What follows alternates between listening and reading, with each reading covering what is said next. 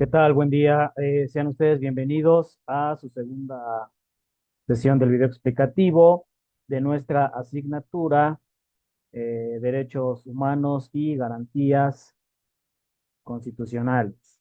Bien, ya la semana anterior estuvimos abordando las generalidades de los derechos humanos, su concepto y naturaleza jurídica, su base constitucional, que es muy importante que reiteremos esta parte de los derechos humanos, de dónde vienen, de dónde se consagran, por qué nacen, ¿verdad?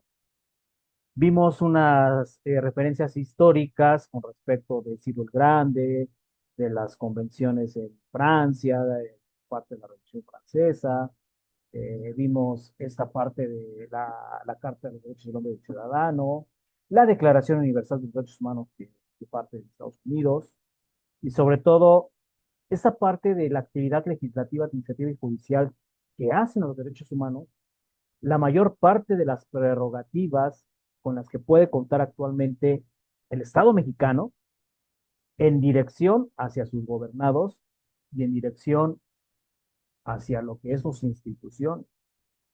De tal manera que es menester de los legisladores revisar cada que se presente alguna contención en cuanto a una antinomia jurídica, alguna laguna jurídica, establecer los parámetros garantistas del por qué debemos estar analizando constantemente la constitución política y desde luego todos los ordenamientos de las que esto se desprende. Ahora bien, como parte de la autoridad administrativa o de la actividad administrativa, es parte del derecho humano contar con una buena rectoría del Estado en cuanto a las públicas, en cuanto a la administración pública en general, en cuanto a las instituciones de impartición, procuración, justicia.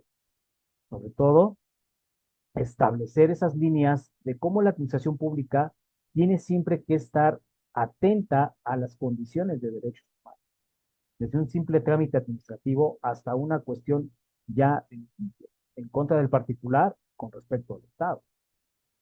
En cuanto a la actividad judicial, necesitamos jueces y juzgados más profesionales, con esa perspectiva de tutelar lo que viene establecido en el artículo primero constitucional y los 28 restantes que hacen a la parte dogmática del documento de mayor rango para las leyes. Entonces, de esta manera, el Estado de Derecho es ese poder que tiene el Estado, pero a su vez también cómo los derechos humanos le van a poner un freno a ese poder del Estado, para que de alguna manera esas directrices hacia donde estamos inmersos tiendan a ser un Estado garante, un Estado que provea y que proteja ese Estado de Derecho que hace a los ciudadanos y que hace al país en general. Ahora, esta cuestión es imperante actuar con ética y moral a partir de la Declaración de los Derechos Humanos, pero también a partir de estos bloques de constitucionalidad y convencionalidad que hacen al sistema interamericano, que más adelante vamos a ver. En esta parte, vimos también la semana anterior esa semántica de lo que hacen los derechos humanos. Hicimos la precisión en que no es lo mismo derecho que derecho humano. Derecho ya sabemos que es ese conjunto de normas jurídicas que van a darnos obligaciones y derechos recíprocos. Los derechos humanos serán esa serie de privilegios, de prerrogativas con las que contamos todos los individuos físicamente. ¿Para qué? Para que nosotros entendamos que el Estado tiene esas fórmulas actuales de cómo hacer leyes vigentes, cómo hacer leyes garantes, esas libertades públicas y políticas al derecho a la religión, el derecho al trabajo, el derecho al voto, el derecho a una libre personalidad, a la libre elección de querer o no querer tener hijos. ¿Me explico? ¿Hacia dónde van dirigidos los derechos humanos? Hacia los entes subjetivos. O sea, nosotros los ciudadanos, que el sujeto de derechos, tenemos que también vigilar, proteger, respetar y promover esas garantías del artículo primero, que de la parte objetiva se encargará la propia ley, la propia constitución y desde luego el Estado mexicano. Entonces, esta pluralidad de terminología de los derechos humanos nos obliga no solo a estudiar la propia Constitución, nos obliga a estudiar bloques de convencionalidad partiendo del sistema interamericano, del modelo ONU, que son consecuencias de la Segunda Guerra Mundial para armonizar a los países, primera, a las naciones. En segunda, para establecer ese orden de vigilancia sobre Estado, en una línea paralela, y entender cómo se debe el debido respeto entre las propias. ¿Y jóvenes? Dicho lo anterior, vamos a revisar de nueva cuenta para que quede muy claro qué son los derechos humanos, por qué es importante conocer su naturaleza jurídica y su fundamento constitucional. ¿Por qué entendemos esta cuestión de cómo el derecho humano es la materia más importante sobre la que puede recaer un documento estatutario, un documento garante, como es la Constitución Política de los Estados Mexicanos, el Tratado Internacional? Porque recordarán que les he mencionado en varias sesiones de otras asignaturas y en esta misma, y es muy importante saber que ningún documento puede estar por encima de la Constitución, pero específicamente cuando se trate de violaciones graves a derechos humanos, el Tratado Internacional podrá estar a la par, más nunca encima de la Constitución política. ¿Sí? Entonces, en esta cuestión, vamos a ver que los derechos humanos son una serie de prerrogativas que se van a sustentar en una dignidad humana para que se realice de manera efectiva ese desarrollo indispensable e integral de todas las personas. Eso ya lo entendimos. Que parten de un ordenamiento jurídico llamado Constitución Política, las propias leyes y los tratados internacionales de los que México sea parte. Que hay que entender que son derechos inherentes para todos los individuos que habitamos el planeta en general, pero hablando de México específicamente, porque México tiene estos bloques de convencionalidad, está adherido a tratados internacionales. No hay distinción entre estos seres humanos. ¿Por qué? Porque todos tenemos las mismas condiciones de nacionalidad, de lugar de residencia, de sexo, de origen étnico, de color, de raza, de lengua, de religión, o cualquier otra condición que sea susceptible de categoría sospechosa. Que todos tenemos los mismos derechos sin ser discriminados, porque están interrelacionados, son interdependientes y son indivisibles. Que de acuerdo a esa universalidad siempre van a estar garantizados y contemplados en la ley, que a través del derecho de tratados, esta parte consuetudinaria del derecho internacional establecerá principios generales y sus propias fuentes del derecho internacional. Que el propio derecho internacional, en apego al marco jurídico de derechos humanos, establece obligaciones a todos los gobiernos y que se abstenga de actuar de manera determinada sobre cuestiones arbitrarias, que tienen como fin promover y proteger esas libertades fundamentales de un individuo o del grupo en general a través de la calidad del respeto, porque todos los derechos humanos son para todas las personas y es un deber de todos los intervinientes en una sociedad, junto con sus autoridades e instituciones, promoverlos, respetarlos, protegerlos y sobre todo garantizar. Creo que hasta aquí va quedando clara esta parte de cómo los derechos humanos están establecidos en un plano jurídico, en un plano social, en un plano estatutario. Ahora, como parte de esa generalidad de los derechos humanos, nosotros vamos a partir de los rasgos esenciales de lo que hacen a los derechos humanos. ¿Sí? ¿Quiénes? Vamos a partir de estos rasgos esenciales de quiénes son los sujetos de los derechos humanos. A quienes considera el propio derecho, pero también la propia Constitución, de quiénes son sujetos de derechos humanos. esta línea, entenderemos que los sujetos son todos esos grupos, personas, grupos de personas a las que va referida esa titularidad y el ejercicio conforme a las garantías de los derechos en general, conforme a las garantías individuales implícitas en el artículo primero al 29 de la Constitución. El artículo 16 de la Declaración Universal establece que todo hombre tiene derecho a ser reconocido como parte y como persona ante una ley. ¿Por qué? Porque parte de la declaración en el artículo 17, la Declaración Americana establece en su artículo 17 que toda persona tiene derecho a ser reconocido en cualquier parte, en cualquier lugar, como sujeto de derechos y obligaciones. Y sobre todo, a que goce de derechos civiles fundamentales. Que en esta cuestión, el sujeto de los derechos humanos, al ser la persona, la comunidad, la colectividad social, es menester del Estado garantizarle esa titularidad y ejercicio de garantías a través de los derechos humanos.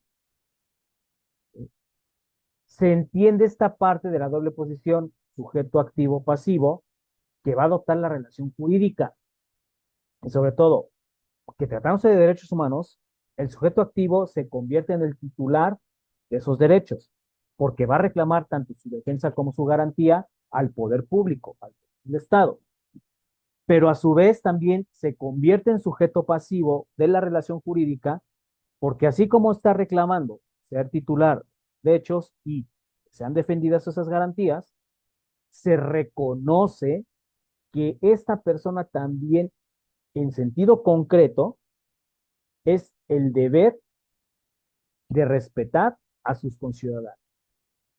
Es deber de este sujeto pasivo, en esa calidad de sujeto activo, encontrar el punto de equilibrio para que de alguna manera sea reclamado sus derechos como tal, pero a su vez él proteja y tutele los derechos de las demás personas que hacen a la colectividad. En atención a esta condición de los derechos humanos en su sentido de los sujetos, vamos a ver la verticalidad y horizontalidad de estos derechos humanos. Y se convierte quizá en una de las tendencias más contemporáneas y de discusión en los casos concretos en México, pero que se desconocen tanto en las escuelas formativas de derecho y en las escuelas formativas de cualquier entidad educativa, en las instituciones de la administración pública, en el propio Estado mexicano. ¿Por qué? Porque en países como Colombia se afianzan las doctrinas alemanas del Durkheim, que es creado por un tribunal constitucional alemán. Y el término Durkheim es la denominación en donde se ubica esa problemática de una dogmática en Alemania, pero arraigará esas partes básicas conforme a las posiciones verticales y horizontales. ¿Y en qué van a consistir? Bueno, esa expresión vertiente horizontal nos va a permitir graficar cuáles son los efectos derivados y privados para oponernos al efecto vertical y resultan oponibles en cuanto a acciones de los entes públicos. En un lado, la subordinación y por otro lado, la coordinación de facultades. En el lenguaje jurídico alemán, siempre para referirse al efecto, se va a utilizar la expresión der Kind, que son esos elementos fundamentales de derechos humanos frente a terceros. En ese lenguaje alemán relacionado con el jurídico anglosajón, se va a adicionar el horizontal effect, que se introduce a la nomenclatura de las privations of human rights. Es decir, esos derechos humanos privados con relación a un efecto horizontal y que de acuerdo al Durkheim alemán se tiene esa posición frente a los terceros. Porque mucho se puede hablar, jóvenes, de esas condiciones, de cómo estoy yo en relación con el Estado, cómo estoy yo en relación con mis ciudadanos, cómo estoy en relación de mis compañeros de grupo, llámese familia, escuela, trabajo, actividades cotidianas. O sea, nosotros no podemos hacer ojos ciegos a las condiciones de humanidad de los que habitamos en una propia comunidad. Por eso es importante reconocer estos tecnicismos tanto alemanes como anglosajones en una proclamación del respeto mutuo entre nosotros mismos como particulares, pero también entre las autoridades y el mismo ciudadano en una relación de subordinación. Y vamos a ir justificando paso a paso estos tecnicismos, tanto alemanes como anglosajones, porque recuerden que tanto en Europa como en Estados Unidos están un poco más avanzados que en el Estado mexicano en materia de constitucionalidad y sobre todo de derechos humanos. Aunque aquí hay una precisión, en Estados Unidos no pertenecen a un bloque de derechos humanos, por eso es que todavía operan condiciones como la pena de muerte. Y eso, pues obviamente no es tan garante y es sumamente atentador contra los derechos de las personas privadas de su libertad que hayan cometido delitos graves. Ahora bien, el efecto horizontal, que se conoce como directo o inmediato, el unmittelbare Wirkung, e indirecto o mediato, el mittelbare Wirkung, se reconocen con derechos constitucionales, pero también son vinculantes para los particulares a las cuestiones privadas, en un rango en donde irradian relaciones privadas sobre valores que subyacen a nosotros mismos. Es un poco complicado. Si estamos hablando de un efecto horizontal en materia de derechos humanos, ese enfoque horizontal o ese efecto horizontal me va a decir que yo estoy en igualdad de circunstancias con respecto de mi particular. Efecto horizontal. Yo estoy en la misma línea y en el mismo plano que el particular.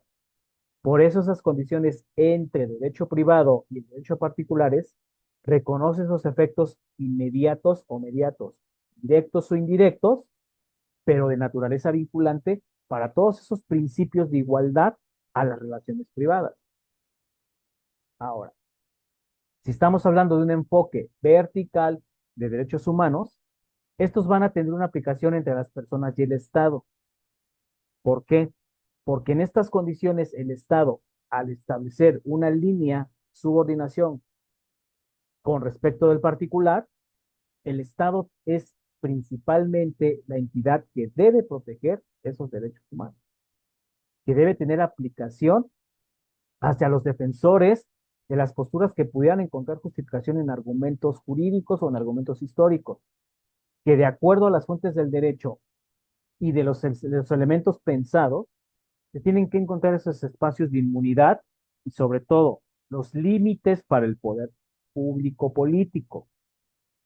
Es decir, que el hecho de que el Estado esté paralelamente arriba del ciudadano en una relación jerárquica de autoridad no lo exime de respetar esos derechos humanos que se encuentran en la aplicabilidad de la norma jurídica.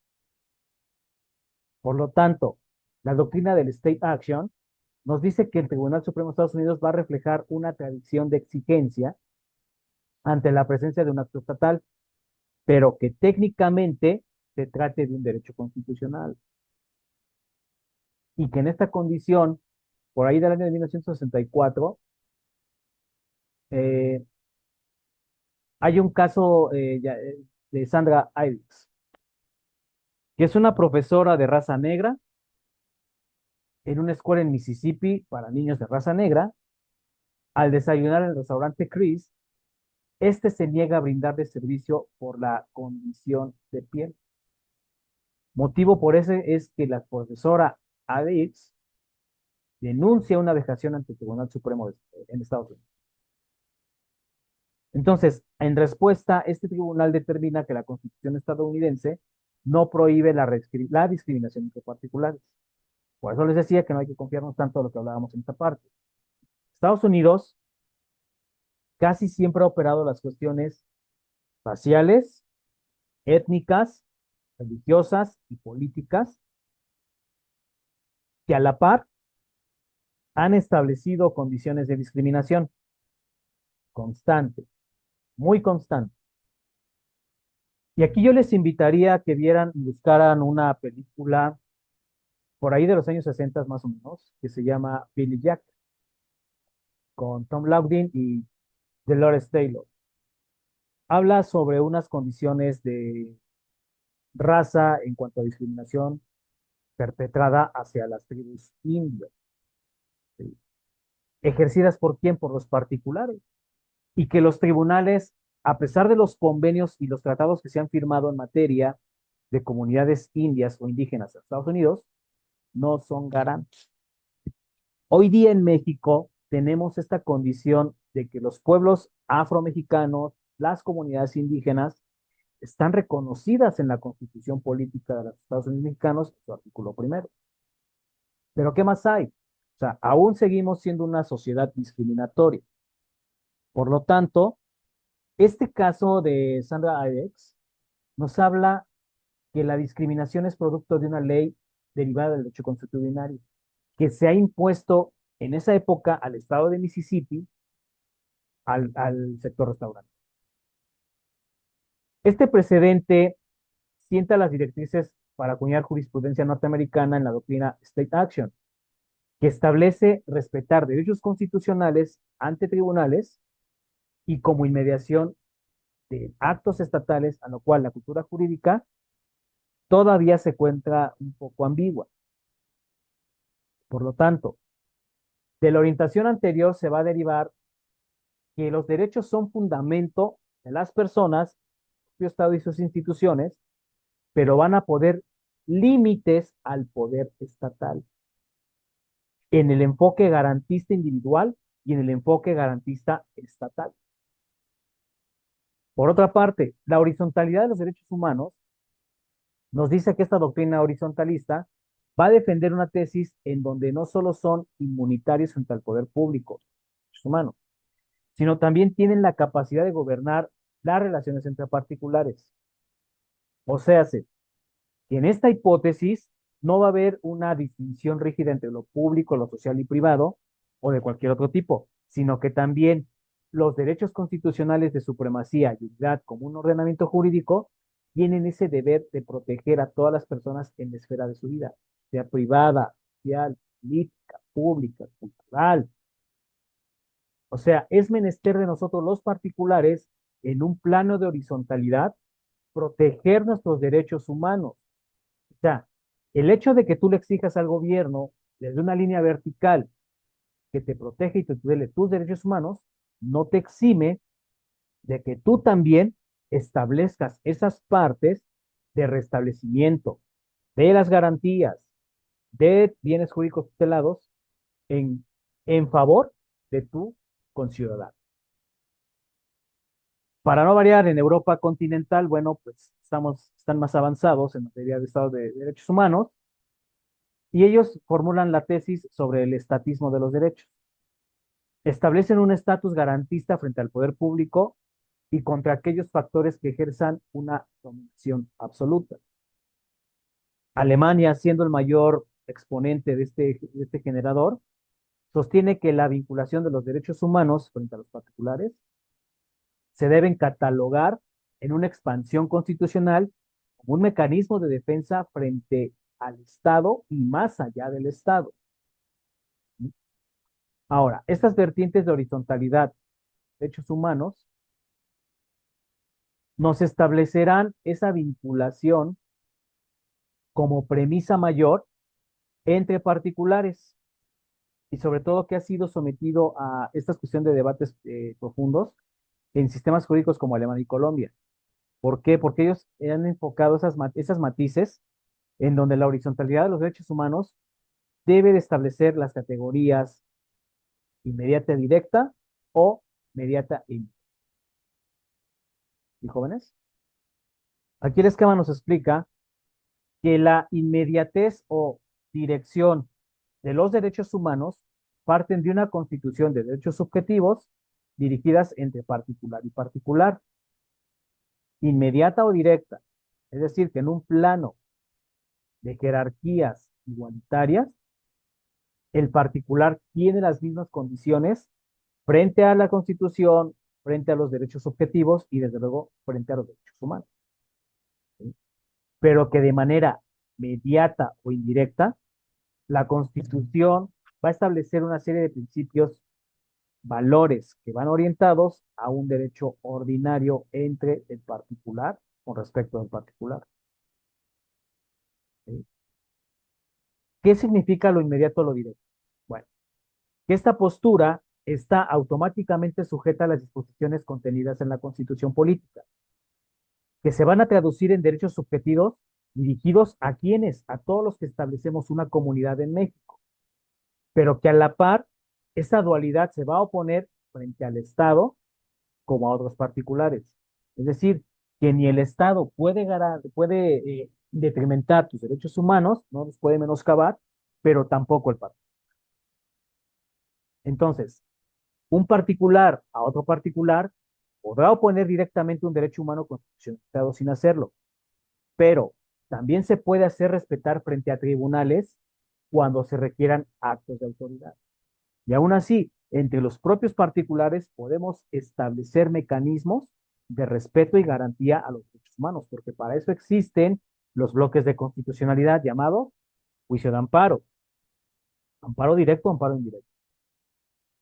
Dependerá de las condiciones jurídicas y la condición de agravios en las cuales el ciudadano quiere exigirle ese respeto a través del órgano constitucional al particular o en su efecto en un plano de autoridad al Estado.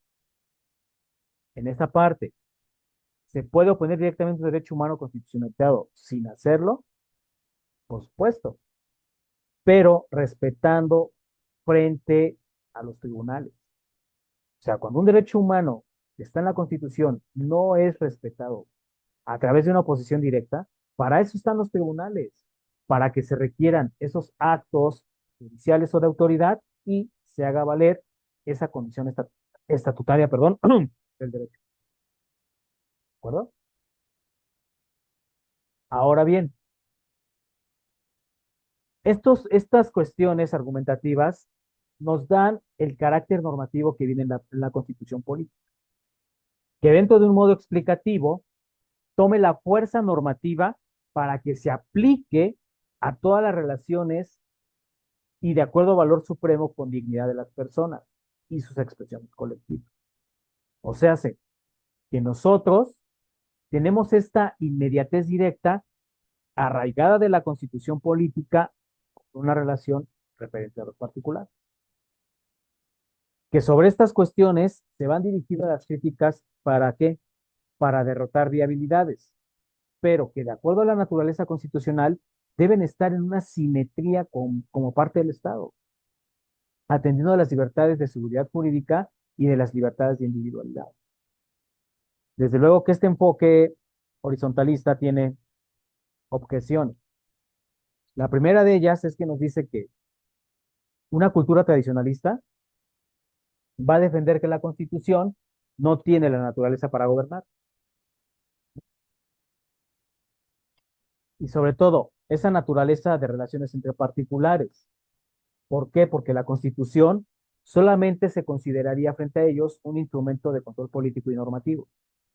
¿Frente a quién? Frente a los actos de autoridad entre los particulares y aquellos que están frente a una relación del Estado. No, señor, no. La Constitución siempre tiene que entenderse como el eje rector primario. Por lo tanto, no puede dejar de tener esa naturaleza para no gobernar, ¿sí? No puede dejar de tener esa inteligencia para no gobernar. Al contrario, la Constitución, al ser el documento de mayor jerarquía en un Estado, te da esa certeza para. La segunda objeción va a defender a que el legislador, quien tiene esa batuta de vincular derechos humanos frente a la creación de leyes y la relación del Estado con los particulares, sea necesaria una intermediación con un acto legislativo. Esta objeción tiene mucho que ver desde cómo los legisladores operan en las cámaras, desde cómo los legisladores van a empezar a condicionar esos estatutos jurídicos, pero con naturaleza garantista. ¿Me explico? O sea, el legislador siempre tiene que estar defendiendo esas condiciones del particular. Siempre tiene que estar comprometido con una sociedad que para eso están creando leyes. Para eso los ponemos a cargo de las cámaras, porque ese eje rector y batuta de vincular derechos humanos frente al Estado tiene que ser un medio de perdón, un medio estatutario para establecer buenos actos legislativos. De ahí surge la siguiente interrogante. Si nosotros dejamos en el olvido cuando una legislación privilegia los intereses del Estado o de factores reales del poder a un carácter invisibilizado de derechos humanos, tendríamos que esperar el mandato perfecto, neutral o imparcial de la propia ley para exigir nuestros derechos, o que el método de control judicial de la ley, el amparo contra leyes, es técnicamente idóneo para la defensa de derechos humanos entre particulares y su relación con el Estado. No, señores. Nuevamente la respuesta es no. ¿Por qué? Porque por un lado, ¿qué pasa cuando la legislación privilegia los intereses del Estado? Pues es un Estado absoluto. Es un Estado que ya no está protegiendo a los particulares, a los ciudadanos. Recordemos que Ferdinand Lassalle en la Constitución, en su libro ¿Qué es una Constitución?, nos explica que la Constitución política, esos son esos factores reales del poder dirigidos a los ciudadanos para que se protejan sus derechos más fundamentales. ¿De acuerdo? Por lo tanto, el Estado no puede invisibilizar los derechos humanos en una legislación. Al contrario, tiene que tutelarlas, tiene que protegerlas. No se puede esperar el mandato perfecto, neutral o imparcial para exigir nuestros derechos. Por supuesto que no, porque para eso hubo una reforma constitucional en materia de derechos humanos el 10 de junio del año 2011, en donde por primera vez se hablaba de esa tutela de derechos con el caso de Rosendo Radilla Pacheco, y que el Estado mexicano está sentenciado por esa cosa. Ahora, que el método de control judicial de la ley, o sea, el amparo contra leyes, sea técnicamente idóneo, pues tampoco, porque entonces hablaríamos, y a lo mejor es muy grotesco lo que voy a externar, ¿no? Que el amparo sería un remache a la ley. No. O sea, el amparo sí debe ser técnicamente idóneo cuando los mecanismos de defensa entre derechos humanos particulares y derechos humanos del Estado no hayan sido garantizados. ¿De acuerdo? La tercera objeción sostiene que se debe fundar la seguridad jurídica como valor y vincular que los derechos humanos en la Constitución tengan arraigo en los derechos subjetivos, o sea, los derechos de nosotros los ciudadanos, para desplazar un derecho completamente ordinario y desestimar o desarticular un propio sistema constitucional, que a través de los fuentes y valores entre los particulares se lleven a los tribunales ordinarios conflictos de derechos humanos sin mediar la lógica normativa, civil, penal y laboral, o entre otras leyes. ¿No? No, jóvenes.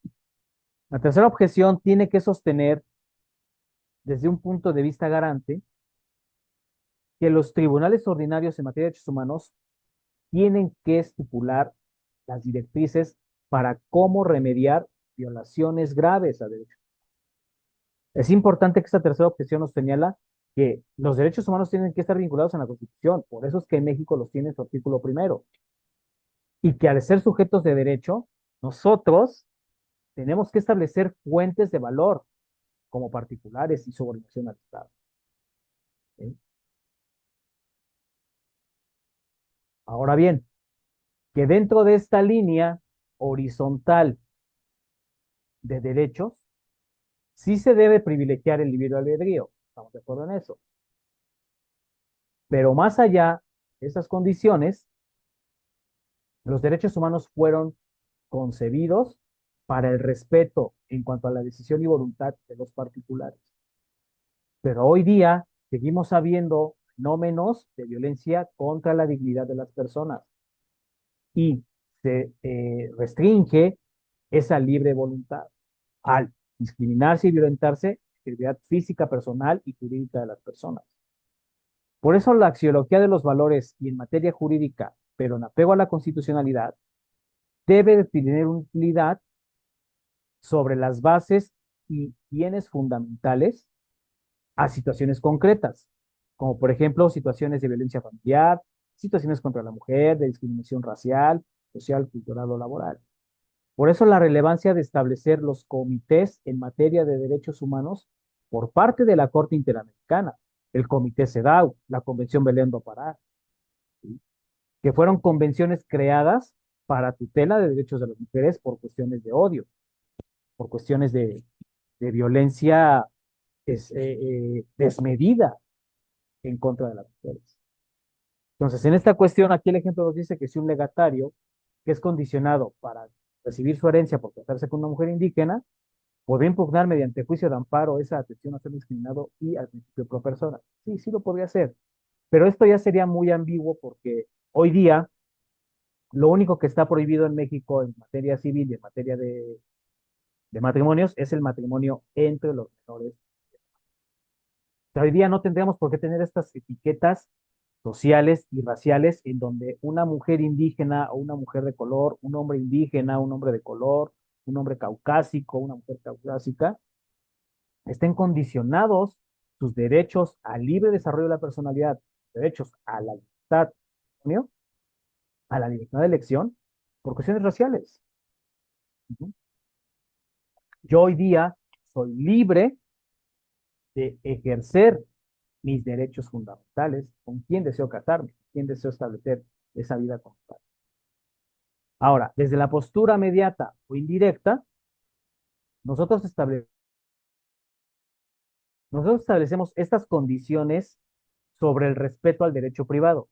Es decir, esos derechos fundamentales van a ser como principios orientadores en los litigios entre particulares, derivados de los derechos subjetivos. En esa parte horizontal, el particular deba respetar al otro particular por cuanto a sus derechos fundamentales, sin necesidad de la intervención del Estado. Entonces, esta horizontalidad nos habla de ese respeto mediato o indirecto a través de la constitución política, mis principios, mis valores orientados a un derecho ordinario en favor de un particular con respecto a otro. Entonces, de acuerdo con la tesis del señor Lut, nos habla que los derechos constitucionales deben construir un orden objetivo apegado al principio de valores y que no rijan de manera inmediata las relaciones de los particulares, sino que tiene que adoptar un rango de principios reguladas por el propio derecho privado. Bajo esa concepción, un conflicto, vamos a regir en sí prescripciones del derecho privado, civil, familiar, mercantil, internacional, público y privado para aplicados a la materia. Sin embargo, esas reglas de aplicabilidad deben ser concretas a solución de casos concretos y, sobre todo, interpretadas a la luz y a la par de los derechos humanos. Por eso los jueces tienen que establecer criterios con apego estricto a derechos humanos. La autoridad, el Ministerio Público, para casos de delitos, tiene que establecer ese concepto de verticalidad y horizontalidad a los derechos. Desde luego, se puede definir como principio de horizontalidad que no solo el Estado tiene la obligación de velar y respetar cabalmente los derechos humanos de los seres humanos, sino también los particulares. Es lo que estoy hablando desde el principio de este subtema. El principio de horizontalidad me establece que no nada más el Estado debe garantizarme esa tutela de derechos, sino también yo particular con respecto a los particulares necesitaré establecer mecanismos de protección y tutela a derechos humanos. ¿Y jóvenes? Entonces, en esa cuestión vamos a establecer este tema con respecto de los criterios esenciales de los derechos humanos. ¿Qué son los rasgos esenciales de los derechos humanos? Vamos a ir viéndolos paso a paso y de acuerdo a los criterios de oportunidad que establece la propia Constitución. Nosotros en estas características de derechos humanos debemos entender por qué y para qué existen. Parte de lo que hablábamos la semana anterior es que los derechos humanos surgen como un mecanismo tutelar hacia la dignidad de los hombres y las mujeres, ajá, como primera línea de mando. Como segunda, que es una consecuencia a los grandes estragos que dejó la Segunda Guerra Mundial, porque dejó crímenes de lesa humanidad, dejó crímenes de genocidio, y por lo tanto se toma como una medida de necesidad para instrumentos de paz, justicia y estabilidad en el planeta. Que a través de la Declaración Universal de los Derechos Humanos en 1948 se establezca un documento universal para la tutela y protección de derechos. En esta parte, que se supriman las contundentes masacres que ha habido a lo largo del mundo contemporáneo, no nada más, o sea, no nos vamos a ir a las barbaries, sino en el mundo contemporáneo ha habido esta parte de masacres. En México las tenemos. Caso Ayotzinapa, y si bien no es una masacre como tal, se consideraría un delito de lesa humanidad por la desaparición forzada de esos 43 cristianos. Las matanzas de Aguas Blancas, matanzas de Acteal, por ejemplo. El uso indiscriminado de la fuerza pública por parte del Estado mexicano. Y cada vez se hace más latente la presencia de acciones por parte de las Fuerzas Armadas en contra de comunidades indígenas, específicamente mujeres. Entonces, hoy día, con esto de la quinta y sexta generación, como lo abordé la semana anterior, las personas de la comunidad LGBTQI+, ya necesitan también ser reconocidas como parte del bloque de constitucionalidad en apego a derechos humanos. Las personas con discapacidad que ahora tienen derechos reconocidos en los bloques de constitucionalidad. Por eso es obligación de las naciones a nivel mundial contar con mecanismos que sean garantistas al cumplimiento cabal de los derechos humanos y que en esta parte siempre la ONU sea un organismo fiscalizador y detector, promotor del respeto y garantía. Desde luego que sus violaciones atentan contra toda dignidad humana. ¿Por qué? Porque no se están reconociendo esos derechos fundamentales. Entonces, ¿cuál es el objetivo principal de los derechos humanos? Garantizar fundamentalmente las garantías constitucionales que existen en nuestro documento interno. El objetivo es que cada persona desarrolle de manera integral su condición de persona en un país, su condición de persona en un estado. Entonces, en esta inteligencia, vamos a entender que los derechos humanos, al contener rasgos como la universalidad, la inviolabilidad, la imprescriptibilidad, la inalienabilidad, irreversibilidad y progresividad, son rasgos que los hacen cada vez más modernos ante el sistema jurídico.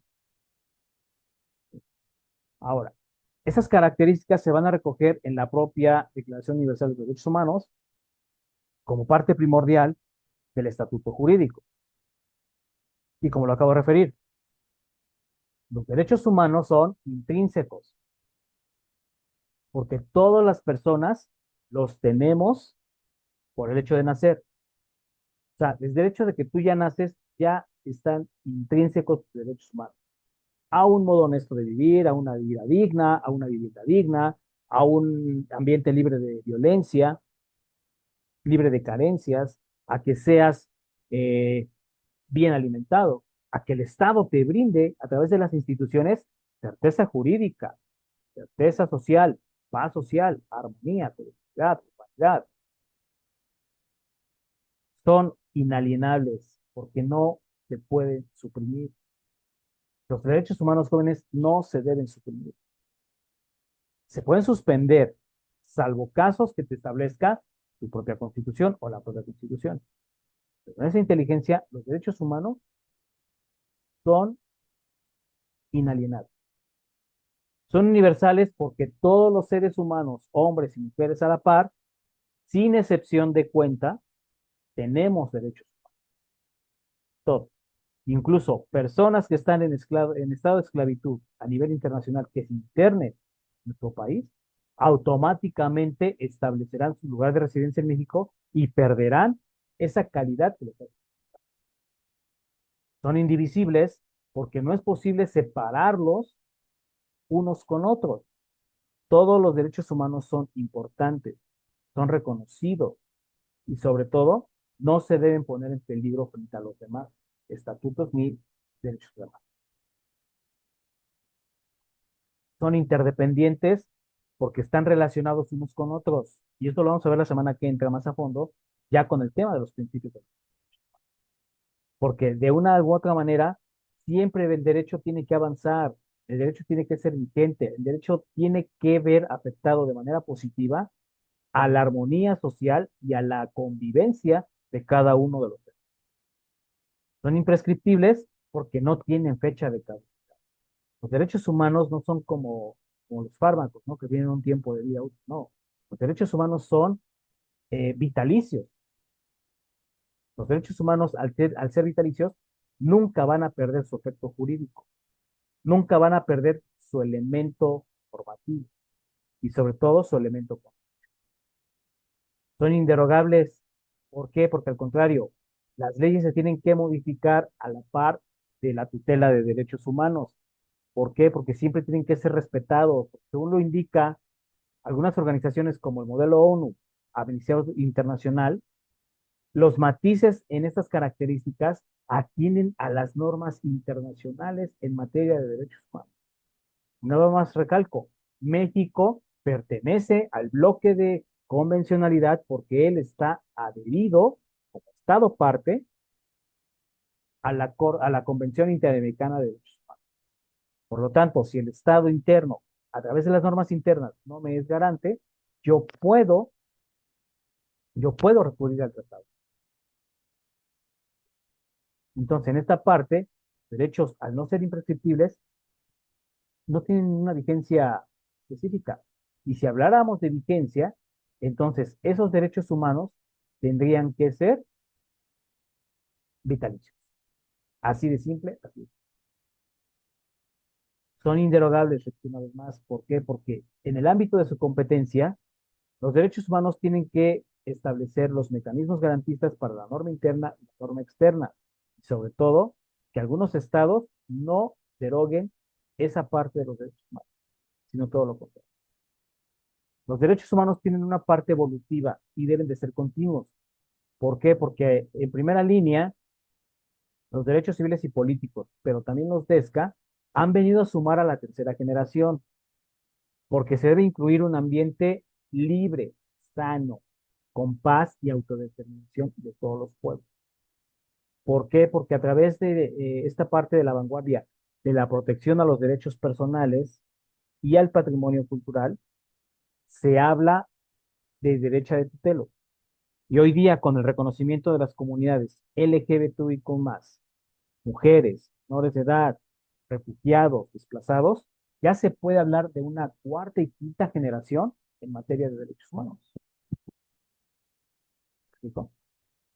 Entonces, bajo los tres valores fundamentales, que es la dignidad, la libertad, derechos humanos cuentan con esos alcances universales de reconocimiento mundial para los ciudadanos desde el nacimiento y que sus fundamentos están en la constitución política y todas las leyes de cada uno de los estatutos jurídicos que hay en México. ¿Y jóvenes? Entonces, en esta cuestión, los elementos constitutivos de los derechos humanos siempre van a tener lo que estábamos viendo al inicio de la sesión.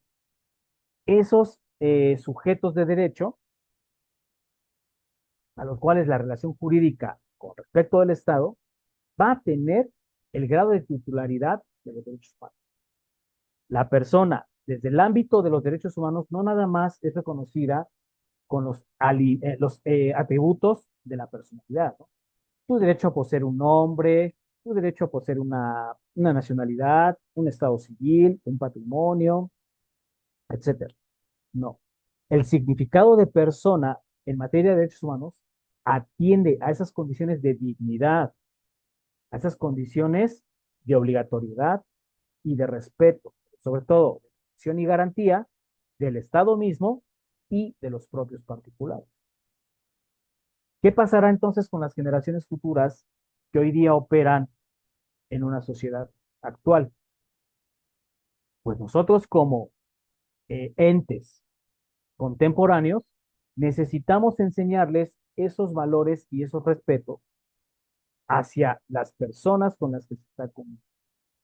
Y esto viene, es muy específico porque esto viene desde los centros educativos, viene desde el hogar. Me parece que el primer elemento con respecto de los derechos humanos es esa tutela. O sea, nosotros tenemos que establecer con los rasgos esenciales de los derechos humanos que el menor tiene que apegarse a esos principios de universalidad, porque eso es el elemento principal. O sea, todos somos iguales, todos merecemos respeto, todos merecemos esta parte de la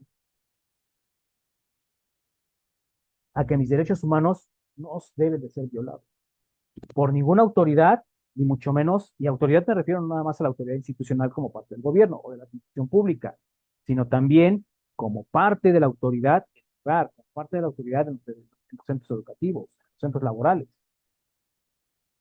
que al ser imprescriptibles se convierten en un grado de inalienabilidad y progresividad.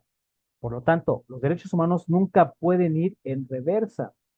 Ese rasgo esencial de irreversibilidad le dice que ningún Estado puede dar marcha atrás en materia constitucional y mucho menos de derechos humanos. Sobre todo, si estamos hablando de que nuestro sistema jurídico tiene que ser vigente de acuerdo a los elementos del derecho natural, derecho positivo, la norma jurídica tiene que tutelar el privilegio a través de las leyes. En esta cuestión, los sujetos colectivos de los derechos humanos, pues pudieran ser las empresas, pudieran ser la propia familia, pudiera ser el gobierno como entidad de autoridad. Porque recordemos que también las autoridades al servicio de nosotros los ciudadanos tienen derechos humanos. Pero así es como es la exigencia del ciudadano a sus autoridades del respeto, privilegio y tutela de estos, también es obligación de quién, del particular, hacer valer y hacer respetar a la ley. ¿Quiénes son los sujetos obligados a respetar los derechos humanos? En primera línea, el Estado, por supuesto, a través de todas las instituciones, sus poderes de la Unión y de la propia Administración Pública Federal. Pero los particulares, en ese plano horizontal que ya vimos previamente, tienen la obligación y el deber de respetar esa, esa condición de persona en atención al derecho. El titular de los derechos humanos, desde luego, somos los ciudadanos. ¿Por qué? Porque nosotros intrínseca, natural y jurídicamente, poseemos esas calidades de personas y que el Estado mismo regule y respete esas condiciones con las que ya no. El objeto jurídico en materia de derechos humanos atenderá en cuanto a la condición de cada uno de los que intervenimos en un sistema jurídico, en una sociedad en general, del papel que desempeñemos. Estoy hablando del Estado mismo, el Estado tendrá que asumir ese papel no como persona física, sino como persona moral y garantizarnos a nosotros los seres, los subordinados en un plano social, en un plano político, en un plano cultural, esa tutela de derechos, esa tutela atenada con las instituciones de la administración pública. El Estado también tiene derechos humanos, por supuesto, porque se le debe proteger contra atentados de la soberanía, como ha pretendido el señor presidente de los Estados Unidos en un momento. Declarar a México un país terrorista es muy grave, joder.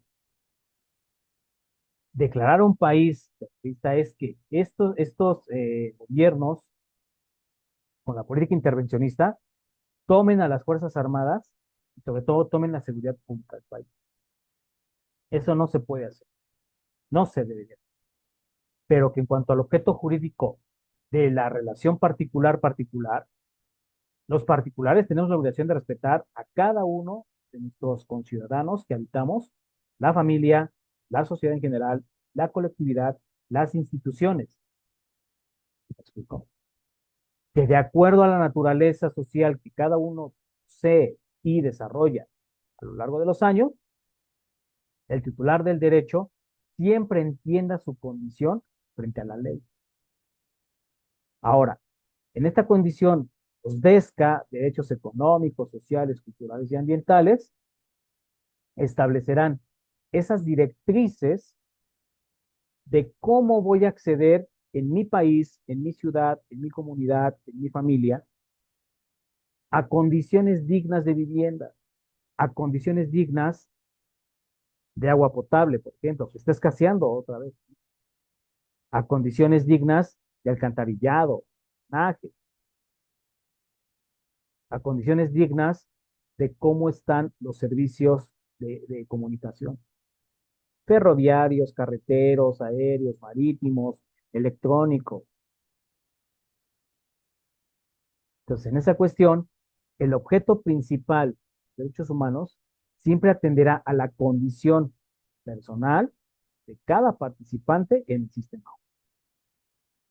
Ahora bien, en cuanto a su condición laboral, pues desde luego, los derechos humanos toman parte en la Internacional del Trabajo.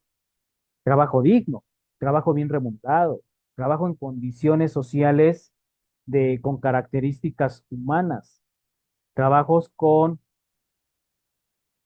características elementales de cómo estamos estableciendo al sistema jurídico, ¿sí?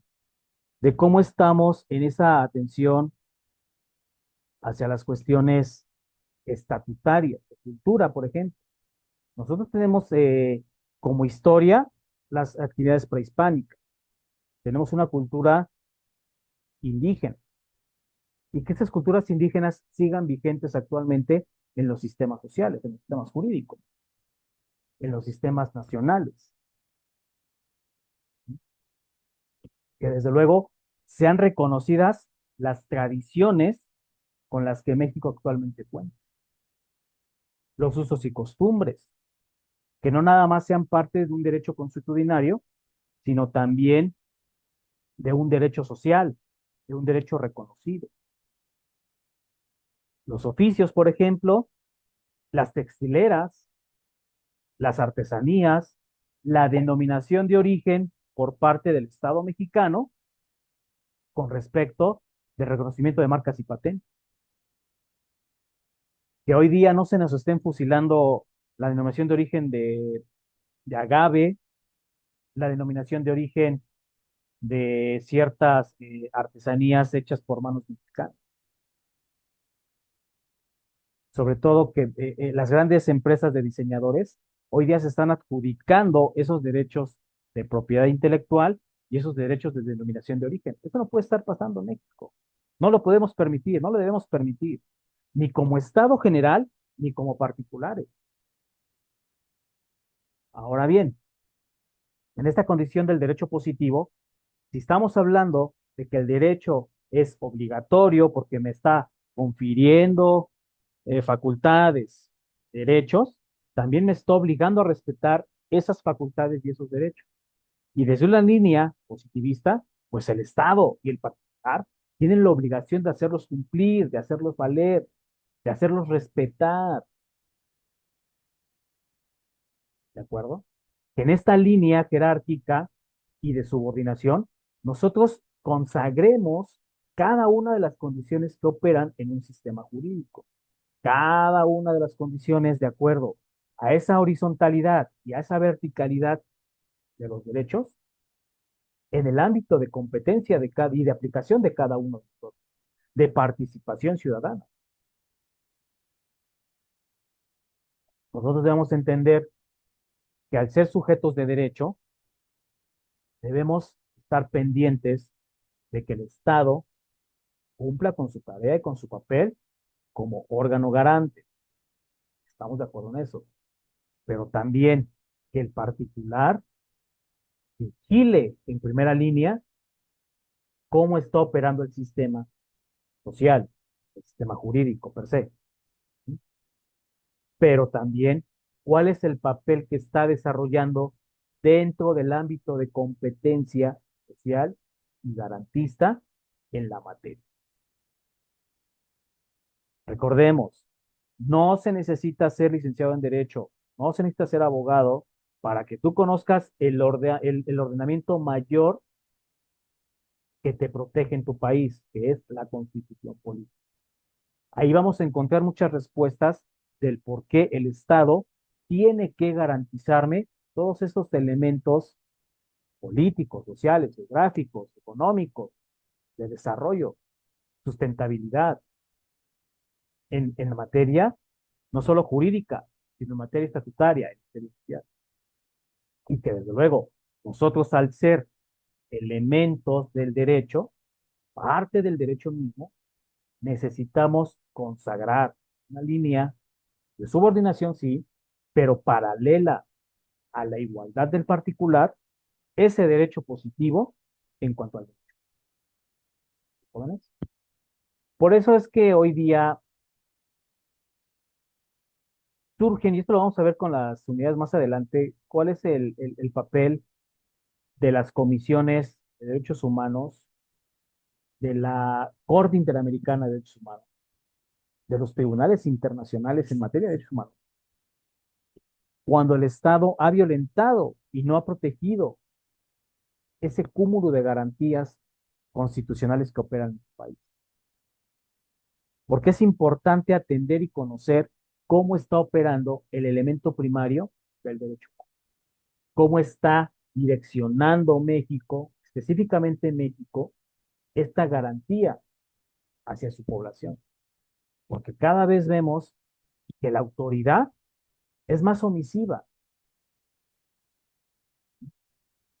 Cada vez vemos que la autoridad es más loable a proliferar actos de corrupción. Cada vez estamos más en un estado de vulnerabilidad con respecto de las instituciones de procuración e impartición de justicia. No pueden seguir sucediendo estas prácticas despóticas por parte de la autoridad hacia el ciudadano. Y cuando más, del ciudadano con el conciudadano. Porque recordemos que la gente que opera en el Estado al servicio de la administración pública es pueblo, es ciudadano. Y de repente se les olvida esa condición de la Vox Populi, esa condición del por qué ellos ejercen el poder desde los escritores, la famosa burocracia. Y burocracia no es retrasar el progreso nacional. Burocracia es entender para qué estoy prestando mis servicios en un país. Burocracia es entender por qué me eligieron para ser gobernante de un estado de la República. ¿Por qué me eligieron para ser gobernante de un país? ¿Por qué me eligieron para dirigir un congreso legislativo? ¿Me explico? Entonces, en esta cuestión, los titulares de derechos humanos siempre seremos los más beneficiados. Que la persona, desde el sentido jurídico, desde el sentido social, desde el sentido familiar, es sujeto de derechos humanos. Que podemos tener sujetos colectivos, sí, las empresas, desde luego, las empresas también tienen derechos humanos. Las instituciones del poder público tienen derechos humanos. Pero ¿qué se está haciendo para dejarle buenas raíces a las generaciones futuras si cada vez nos aquejan más condiciones de violencia, de violaciones graves? Hay que regresarnos un poquito a las convenciones, por ejemplo, el campo algodonero, que se adhiere muy a nuestro pesar en muchas condiciones la figura del feminicidio al catálogo de delitos en materia penal federal, porque el Estado no supo garantizar esa tutela de derecho. ¿Qué está pasando con los sujetos obligados? Es decir, en un plano horizontal, ¿por qué nosotros seguimos siendo un pueblo elitista, un pueblo despectivo, un pueblo discriminador? ¿Por qué nosotros estamos estableciendo líneas de bloqueos en contra de los propios particulares? El Estado en una línea de verticalidad necesita protegernos, sí, respetarnos también, pero el ciudadano en un plano horizontal necesita exigirle a su Estado que respete esa vertical, ¿de acuerdo? Entonces, en esta parte, los particulares tendremos la obligación, conforme al objeto de la relación jurídica, vigilar, proteger y tutelar los derechos humanos de acuerdo a cada una de las condiciones que ocupamos en un plano social. Y eso no significa que yo no pueda representar, por ejemplo, a una comunidad indígena cuando le han sido violentados. De hecho. Eso no significa que yo no pueda representar a un grupo de artesanos cuando quieran patentar algunas técnicas o algunos insumos o algunos elementos de construcción sobre cualquier tipo de arte. En síntesis, el derecho positivo no nada más se trata de sanciones y castigos, porque entonces ya sería un derecho sancionador, un derecho opresor. Es todo lo contrario. La positivización de los derechos humanos tiene mucho que ver con esa obligatoriedad, parte en primera línea del Estado, en favor de nuestros ciudadanos, pero de los particulares en un plano horizontal para hacernos valer y respetar mutuamente ese respeto y tutela a los derechos intrínsecamente reconocidos en el artículo primero. El progreso nacional necesita de la tutela de derechos humanos para que seamos un país mejor, para que seamos un país vanguardista, para que seamos un país de primer mundo, para que seamos un país estadista y estatutariamente progresista, moderno. No solo basta con entender que los derechos humanos parten de una línea de, de organismos colectivos a favor de o en pro de, sino también esa exigencia plasmada a partir de los 29 primeros artículos de la Constitución Política, del artículo 102 en su apartado B con respecto de la Comisión Nacional de Derechos Humanos, sino también de cómo estamos viendo a México en esa línea de respeto social y de respeto jurídico en materia de derechos. Jóvenes, hasta aquí llegamos con la sesión del día de hoy, con su video explicativo. Les agradezco mucho su atención y bueno, no olviden suscribirse al canal, regalen un like y pues bueno, pasen excelente día. Hasta luego.